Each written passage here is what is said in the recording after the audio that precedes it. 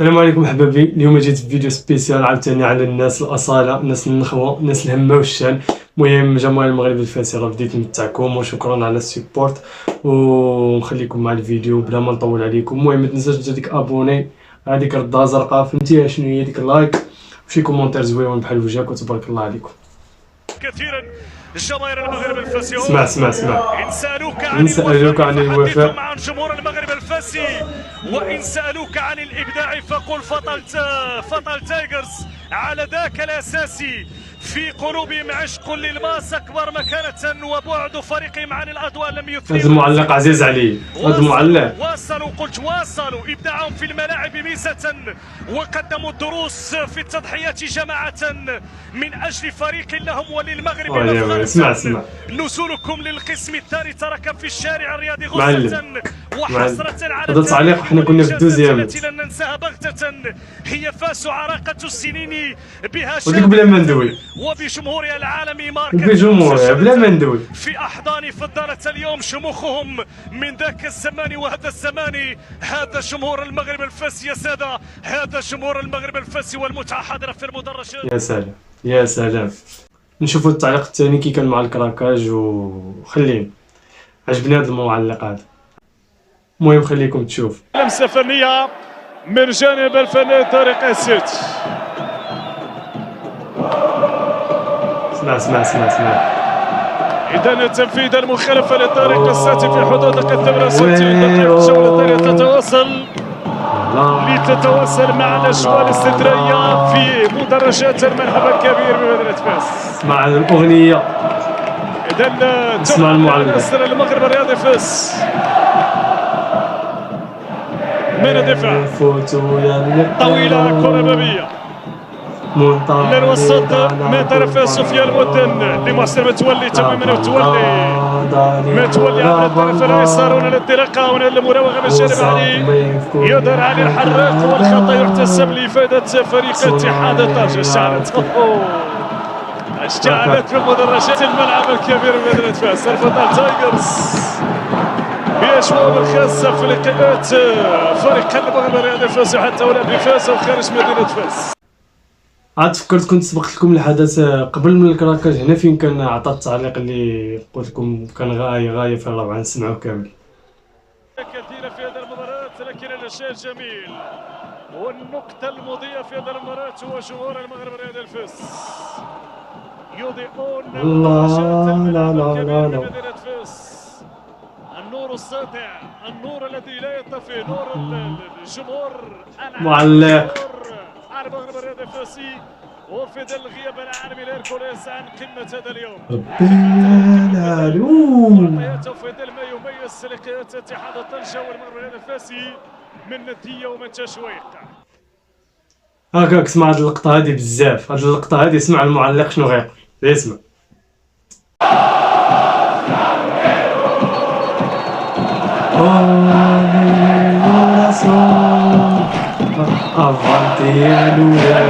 لسان حالهم يقول السفانة روحنا ودوانا. واجواء السفانة اجواء الفطال تايجرز تبقى استثنائية دائما في مباريات فريق المغرب الرياضي فاس. بزاف الناس قالوا لي ما درتي صحراؤنا وطننا في الفيديو ديال تيفوات وانا نسيت، وانا كنمونطي تفكرت والله الا تفكرتو. المهم هو فيه حتى هو ابداع مع هاد المعلقين، قالت فيه حاجات زوينين. خلينا نشوفوا مع التيفو، نشوفوا مع الكراكاش ونشوفوا التيفو معنا ونشوفوا كيف كانت هذه الاجواء الرائعه. المهم خليكم مع الفيديو. ذلك أجواء خاصة اليوم سواء على مستوى الأجواء الجماهير التي تسبق هذا الموعد، سواء من جانب جماهير المغرب التي تقدم أجمل وأحلى وأروع الصور في مدرجات الملعب الكبير لمدينة فاس. تابعوا الصور لكم التعليق أيها السادة والسيدات لما نتابع من إبداعات هذه الجماهير. تابعوا واستمتعوا. ملف الصحراء هو النظارة التي ينظر بها المغرب إلى العالم. جماهير المغرب الفاسي مقتبسين حل الكوريغرافي وهذا الخطاب خطاب جلالة الملك محمد السادس حفظ الله ورعاه. كما نتابع رسائل وطنية من جانب الجماهير التي تستحق كل التقدير والاحترام لما تقدمه من صور رائعة. الأعلام إذا أيها السادة والسيدات سنبدأ القمة، لكن قبل ذلك تابعوا واستمتعوا. أجمل وأحلى بداية نبدأ بها هذه القمة، بداية بلمسة الفطال تايجرز، بلمسة مفخرة فاس، مفخرة الجماهير المغربية، بأجمل رسالة من أبناء الوطن، من أجمل ومن أجل كذلك قضايا الوطن. صحراؤنا وطننا، وأي حب وعشق لهذا الوطن الغالي. من مدينة فاس، من مدينة الحضارة والتاريخ والمواطنة، جمهور فاس العالمي يبعث لكم أجمل وأحلى الرسائل. قلت مقتبسين هذه اللوحة الكوريغرافية من خطاب جلالة الملك محمد السادس حفظه الله ورعاه، من خطاب جلالته في ذكرى 20 من غشت. ملف الصحراء هو النظارة التي ينظر بها المغرب إلى العالم، وخريطة العالم ديال أبون جميلة رائعة في مدرجات الملعب الكبير بمدينة فاس. على هذه اللقطات وعلى هذه الصور الجميلة التي قلت نبدأ في هذا الحوار الجميل هنا بيصير معكم. هذه الأجواء الاستثنائية الجميلة اليوم قلت بالألوان الصفراء والحمراء الخضراء، من خلال هذه الرسائل الوطنية من مدينة المواطنة، من مدينة التاريخ، من مدينة العراقة، من مدينة فاس. وفاس أحلى ناس في ظل ما قدمته مدينة فاس هذا الوطن الغالي. اليوم يجسد ذلك من خلال مباراة في كرة القدم بأجمل وأروع الرسائل المواطنة من طرف هذا الجمهور المواطن، جمهور مدينة فاس. هكذا يصور تسبيق الموعد في ظل ما تابعناه. اسمع يلا مخرج، خلينا مع الصور في المدرجات، خلينا مع الجمالية العالمية في المدينة العالمية فاس. سير الله ينصرك يا خويا على جمهور فاس وعلى لمسة ابناء فاس في مباراة. شاش بغينا الألقاب، شاش بغينا السير يكون أصحاب هاد المسؤولين هذا صاحب ما فهمتش شنو باغي من هاد المدينة. الغيرة اللي كتخليك تدوي أصاحبي في هذه اللحظات على الطريقة العالمية من جانب الجماهير العالمية، جماهير فريق المغرب الفاس. ليه على اللقطات الرائعة والجميلة، طقوس استثنائية اليوم في مباراة كانت استثنائية جماهيريا من طرف جماهير فريق المغرب الفاسي. شحال من فلامبو با الرسائل الوطنية من خلال تيفوات اليوم سيتحدث عن الجميع خدمة ونصرة للقضية الوطنية للصحراء المغربية. وطننا حبيبنا صحراؤنا كاينة، والعديد الرسائل التي قدمت من جانب هذه الجماهير في هذه الليلة الرائعة بحضور الرائعين جمهور المغرب التطواني وجمهور المغرب الفاس. ندوزو نشوفو أعظم حدث عند المغرب الفاسي والجمهور ديالو والمحبين ديالو.